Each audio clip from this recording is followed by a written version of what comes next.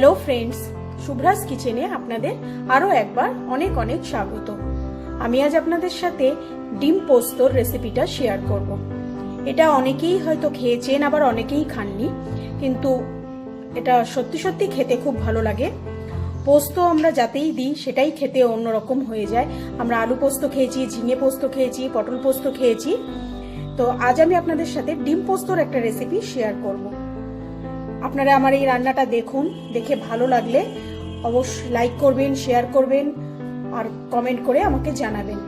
আর যারা এখনো আমার চ্যানেলটাকে সাবস্ক্রাইব করেনি তাদেরকে অনেক অনেক অনুরোধ, আমার চ্যানেলটাকে আপনারা প্লিজ সাবস্ক্রাইব করে নিন।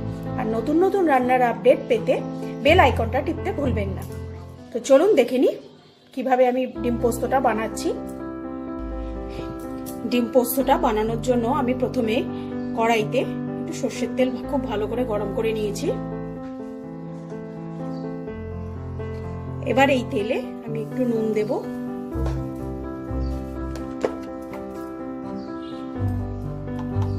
আর খুব সামান্য একটু হলুদ দেব, দিয়ে আমি ডিমগুলোকে ভেজে নেব।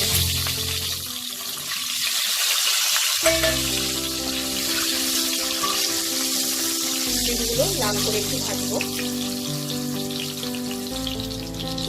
ডিমগুলো ভাজা হয়ে গেছে, আমি এবার তুলে নেব।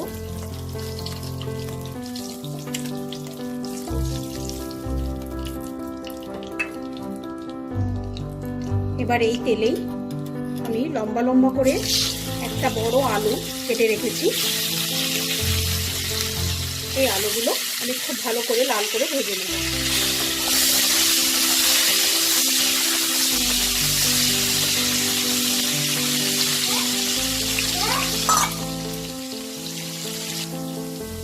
আলুগুলো ভাজা হয়ে গেছে, এবার এই আলুগুলোকেও তুলে নেব।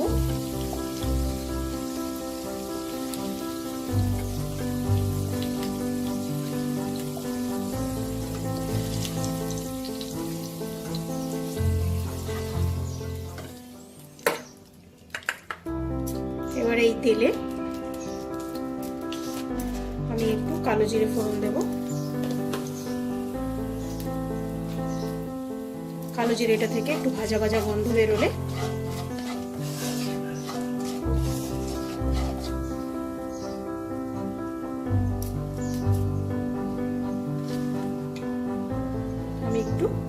আমি দুটো মিডিয়াম সাইজের পেঁয়াজ ভালো করে কুচো করে রেখেছি। এটা আমি হালকা ব্রাউন করে একটু ভেজে নেব।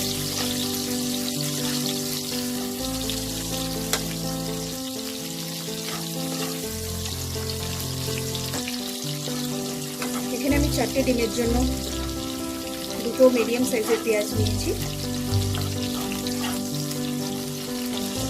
পেঁয়াজটা একটু ব্রাউন করে ভাজবো।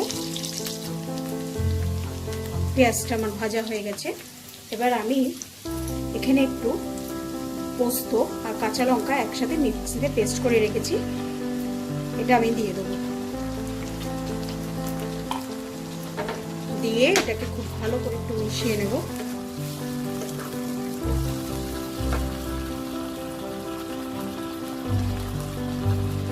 এবার আমি এতেই 1 টিস্পুন মতো হলুদ, পরিমাণ মতো নুন,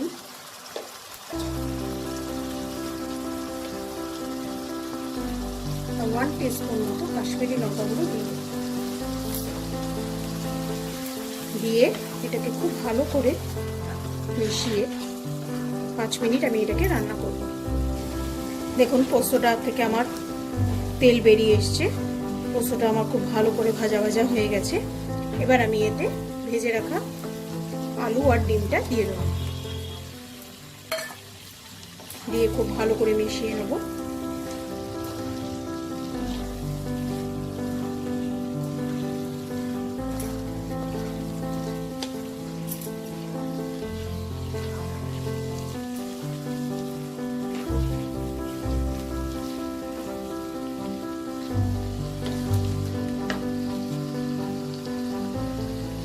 এবার মিক্সির বাটিটা আমি ধুয়েই হাফ কাপ মতো একটু জল দিয়ে দেবো।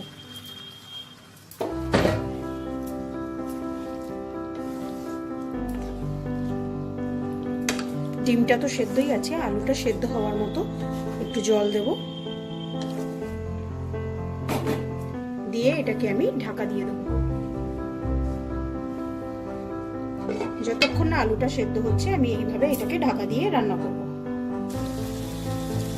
5 মিনিট পর আমি ঢাকাটাকে খুলে নিয়েছি। আলুগুলো পুরোপুরি সেদ্ধ হয়ে গেছে। এবার আমি 3টে কাঁচা লঙ্কা, গোটা কাঁচা লঙ্কা আমি দিয়ে দিলাম। ঝালটা আপনারা আপনাদের পরিমাণ মতো দেবেন। এবার এটাকে আমি সার্ভ করে নিচ্ছি। আমাদের ডিম পোস্ত একদম রেডি। ডিম পোস্তটাকে আমি সার্ভ করে নিয়েছি। তো আপনারা আমার এই রান্নাটা দেখে বানাবেন, বানিয়ে আমাকে অবশ্যই কমেন্ট করে জানাবেন আপনাদের কেমন লাগলো। আজ আসি, আবার ফিরে আসবো নতুন কোনো এক রেসিপি নিয়ে।